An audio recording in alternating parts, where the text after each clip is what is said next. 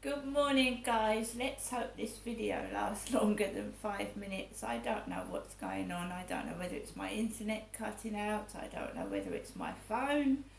Alexa, what's the time please? It's 9:28 a.m. So I'm here in my flat in Rochester getting more and more irritated. I'm not angry, I just get irritated. I'm staying at home today. I would have seen my mother, but for obvious reasons I can't. So I'm just getting on with the rest of my day, minding my own business and just carrying on like I normally do. For the past, how many years I've been writing this diary now? And I'm going to read you stories from the Green Chair a bit later on, another episode of what went on in 2018, which was 5 years ago, and it's not much different as it was then as it is today, except that I have now decided to cut out dating sites and any form of speaking to someone over the internet, because they're obviously not real, they're obviously unhinged, and I don't want their madness rubbing off on me. I've had enough of it. If the person can't speak to me face to face, can't be a true friend, and tell me real things about them and not made up bullshit, then I'm really not interested at all, and I'm going to get on with my life by myself.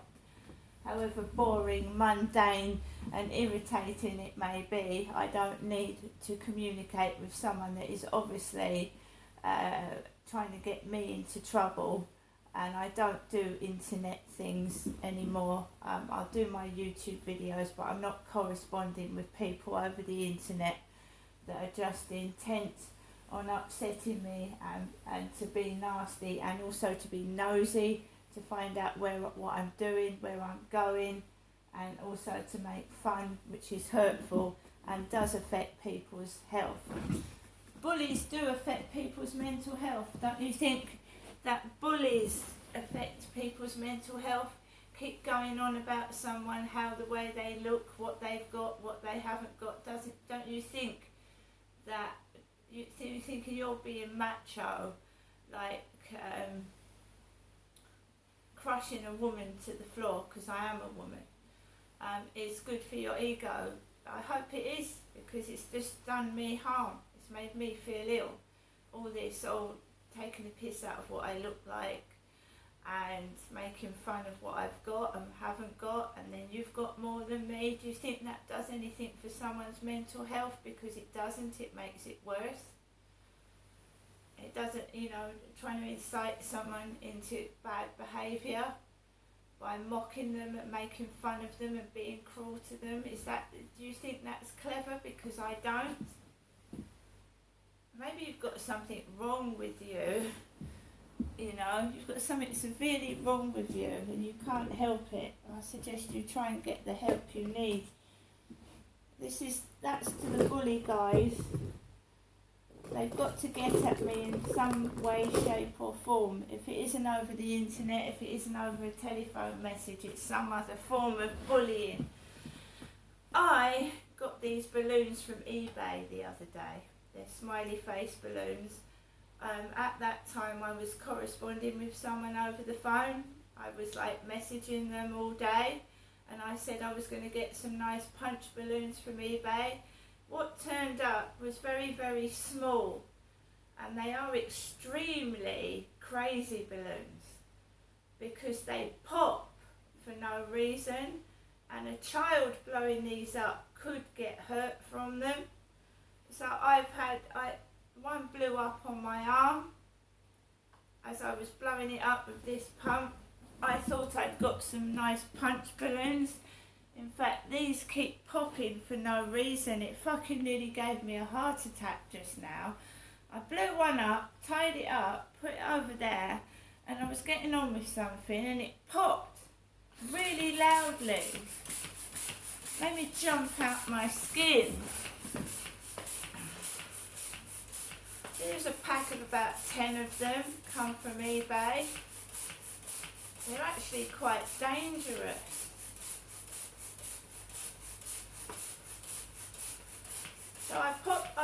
the balloon up like this, right? And I don't know while I'm doing the video whether it will pop. We'll leave it. But the other one just popped for no reason. So we'll leave it there. And hopefully it doesn't pop. They just pop.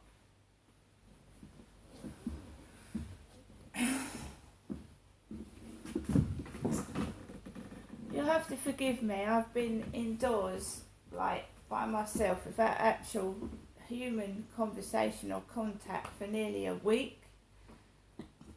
And it gets monotonous and boring, and you get fed up, and you find it difficult to find subjects to talk about.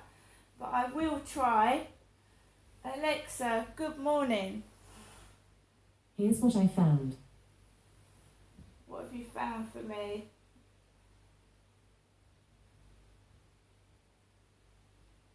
Kanye West, good morning. She's put on the Kanye West, good morning. So Kanye West has got a song called Good Morning. I didn't know that.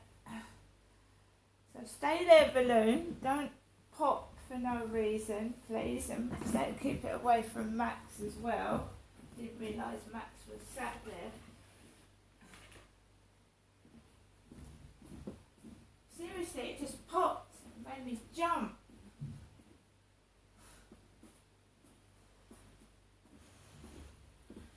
Let's get my Alexa to come on again.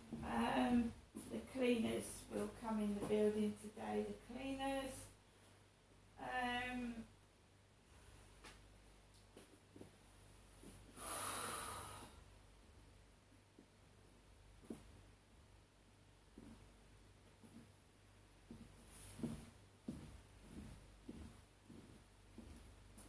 When somebody wants to upset you, when somebody wants to make your life difficult, they will bring up everything they know about you that upsets you.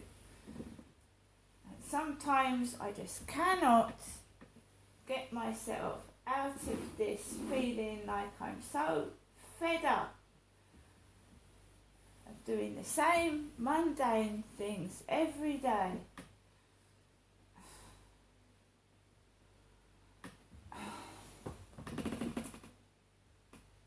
People trying to feed off me and get off on making me miserable. It's just, sometimes it just gets me down. I should be enjoying life. I should be going outside enjoying life, but I'm stuck indoors because I went out. Every time I go out, oh, it's a headache. You know what I mean? I just want to get my groceries, get my whatever I want it, and get out. But it's never that easy, is it, with me? Never that easy.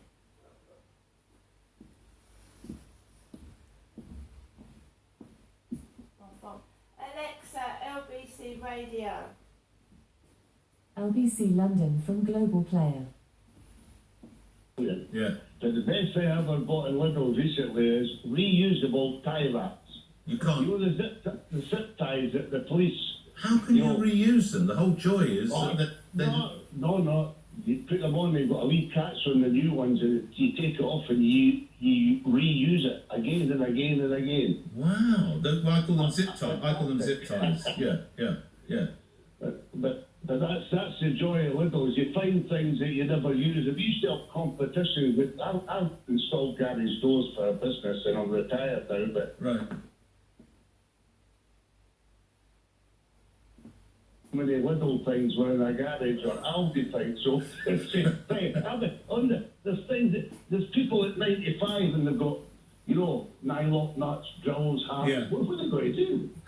Well, they're 95, you don't know, they might do a little bit of caretaking or something. Steve, thank you for that. So you like their reusable zip ties. And you, thank you, the brand, I'm very grateful. Pam in Sydenham, it's Parkside, Rosie in Box Hill, There's also Parkside Wayne in Bournemouth. Okay, clearly my hedge cutter is Parkside, grateful for that. Okay, more of the joys of Lidl as they sign up. But let's take a Christianity call now, though, because we want to come to the meat of our conversation as well as a bit of a light one with which to finish. But Gareth is in Sandhurst. What would Britain lose if the Church of England? What would England lose if the Church of England was to become extinct? Good morning. Good morning. That's an interesting question because it depends on what your motivations are for asking that. You know, like the bishop, he wants to preserve the Church of England, but to what end? Possibly, I would say, to preserve his job.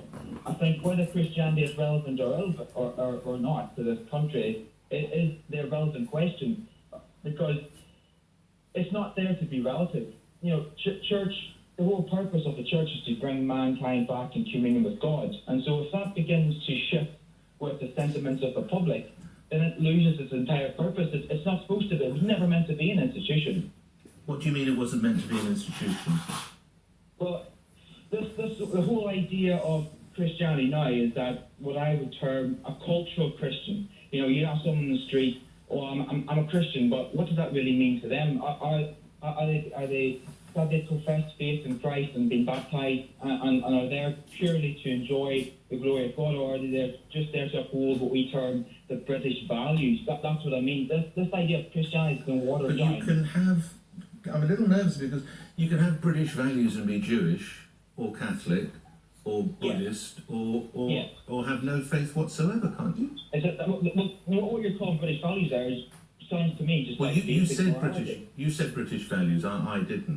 But that's the term coined by the likes of the bishops and the Church of England. That they're reducing Christianity to this idea of good morality, but it was never meant to be good morality. It was only ever meant to bring man back into communion with God. It was it's losing its potency if you reduce it down to just these wishy-washy feelings of love and. Is it the church's job to stay up to date? Or is part of its appeal? No. Sorry, go ahead. The problem is the churches. Well, some members of the church are obsessed with life becoming extinct. They want to preserve their existence, as opposed to preserving the role of the church, which was to save souls. Like the church either lives, it either thrives or it dies. There's no middle ground. The moment it sits on the fence and becomes just about. Well, it is sitting on the fence because you have the Archbishop of Canterbury saying. That he supports gay blessings, but he won't give one. Well, then his priorities are wrong, because he should either stay in line with the gospel, which is probably not a popular opinion, but it is to not support it, or it's rejected completely by the public. Because what's the alternative? Then you have a church that is compromised and is neither here nor there, neither good for the public nor good for the gospel. Gareth, thank you. I'm pausing so I can get more people in and indeed feature some of the many emails that are coming in. Graham in Beaconsfield, the church hasn't fallen behind, it's the same as it was. Once people stopped assuming agnostics were Church of England, the stats went down. It is now socially acceptable to be agnostic, and those who don't want to don't need to state a preference. Dennis Waters in Harrow, let's widen the debate. Not only has England losing its Christianity, it's lost its Englishness. The English have been asleep. We've allowed too many people to settle here. You know I'm right, but in your position of influence, you'll not mention it. You then go on to talk about the wrong sort of foreigners. Well, thank you, Mr. Waters. Presumably I'm the right sort of foreigner, am I? Or my dad was. Because obviously my dad wasn't here with my last name, but you obviously can choose who are the right or the wrong foreigners. Not sure that's a particularly Christian attitude. Lastly on this, before we go back to the calls, this comes in from Julian. Too many people are conflating faith with religion. Surely it is possible to believe in a deity without adhering to cultural practices of any religion, many of which are authoritarian. Ellen's in Leighton. Ellen, what would Britain miss if it did lose the Church of England? I think absolutely nothing. Hi, Nick. I just wanted to kind of give a younger person's perspective. I'm not discounting the younger people that are becoming part of religious institutions, but people like the lady, I can't remember her name, I think her name was Liz or something. Yes, the lady in Yorkshire, Northallerton. Yeah. Mm-hmm. How can, this is exactly why you find younger people kind of steering away from religion and all of these organizations, because how can you in one hand say, yeah, yes, we need to follow Jesus. What I was taught about Jesus in schools, I went to like Roman Catholic schools and stuff like that. That was the same Jesus. Are you a Catholic? Well, no, I've decided to not. So my parents are Muslim. My granddad was an Anglican priest. I went to Catholic schools all my life. So like I've kind of seen. I think you better become Jewish, and it's the only thing left, isn't it? Well, so I tell people that I'm Jewish because I studied Krav Maga, and then a Jewish person was like, "That makes you Jewish." I was like, "I'll take Krav it." Maga doesn't make you Jewish, but anyway. That's what I thought, but Okay. logic these days. But yeah, so like it's saying like you need to uphold values that Jesus said and this and that. But then in the same breath, you're saying, well, how can we have all of these people come into our borders? Wasn't Jesus walking around like turning water into wine and then like washing homeless people's feet and then doing all sorts of things? Yes. It's insane how people can wake up every morning and say, I'm a good Christian, I'm a good this, I'm a good that, but then have the same views that it's just so toxic. Lastly, as someone who's experienced many faiths through your parentage, your grandparents, how important is it that a faith stays up to date? Personally, I choose not to believe in any kind. I guess my faith is more like the universe. Like I believe in believing in yourself, because religion and all of these books and stuff, there's about 4 different versions of the Bible. Right. Like all of these stories were created. The Bible itself was written in 1326 AD at the Nicene Conference in France. Like none of those people met Jesus. Okay.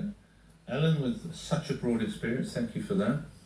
And to show that we are a truly Catholic with a small c programme, we're also talking about the Arnold Schwarzenegger news, the fact that Lidl have signed him up to advertise their power tools, well all their tools actually, including their power tools, and the joy of Lidl.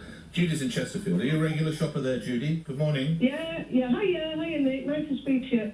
Yeah, we shop there every week. We do most of our shopping there. Right. And we find it a lot cheaper. Do you Really enjoy great the middle aisles? Oh, we do. We always troll up there, like you do, up and down Tex Ages. But yeah, we bought. I bought a long reach edge clipper from there. So we have long reach edge clippers. Yes. $79.99. Right.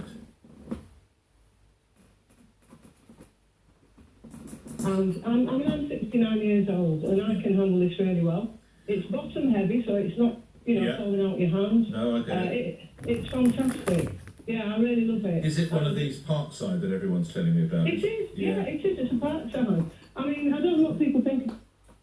Right, guys, that was Nick Ferrari, LBC Radio in London. I listen to that quite regularly every morning. Quite entertaining what topics crop up. I'm just going to have a go at another balloon. It's an orange smiley face. And let's see if this one managed to not pop, hasn't it? That one. It might have been near the cactus. The other one might have actually been near the cactus. Now we've got an orange one.